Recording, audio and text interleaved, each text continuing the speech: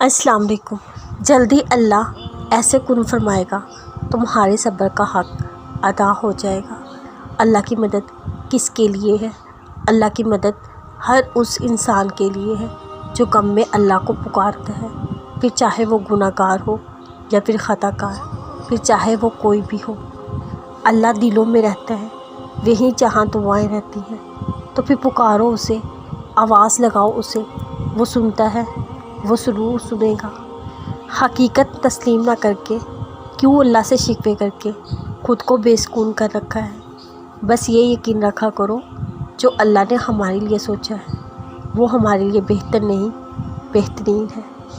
میرے رب کی دسترس میں کن فیا کن ہے۔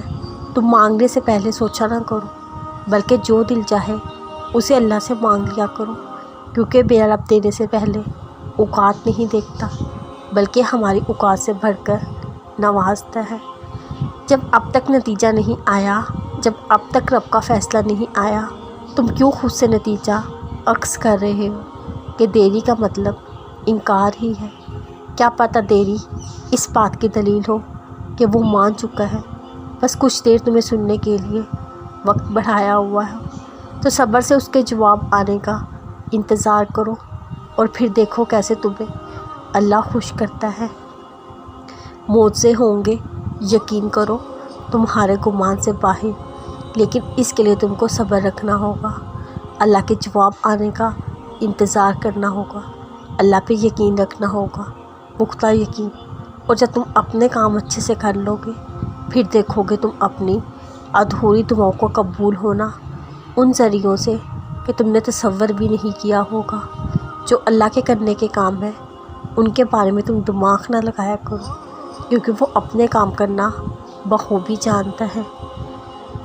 کبھی کبھی اللہ کی رضا کے لیے مشکل فیصلے لینے پڑتے ہیں، کیونکہ انہی مشکل فیصلوں کی وجہ سے ہماری آنے والی زندگی خوبصورت اور خوشگوار ہوتی ہے۔ یقین کریں، جو بھی اللہ کی رضا کے لیے کیا جاتا ہے وہ کبھی رائے گاہ نہیں جاتا۔ مایوسی کو اپنے اوپر حاوی مت ہونے دو، بلکہ اسے اپنے پختہ یقین سے مات دے دو، اور پھر دیکھنا کیسے تمہاری زندگی کی ڈھیروں الجھنیں یوں ہی سلجھ جائیں گی۔ اللہ جب تمہیں انعام سے نوازے گا، تم بھول جاؤ گے تم نے کیا کھویا تھا، بلکہ شکر ادا کرنے لگو گے، اس نے بہتر لے کر بہترین سے نوازا ہے۔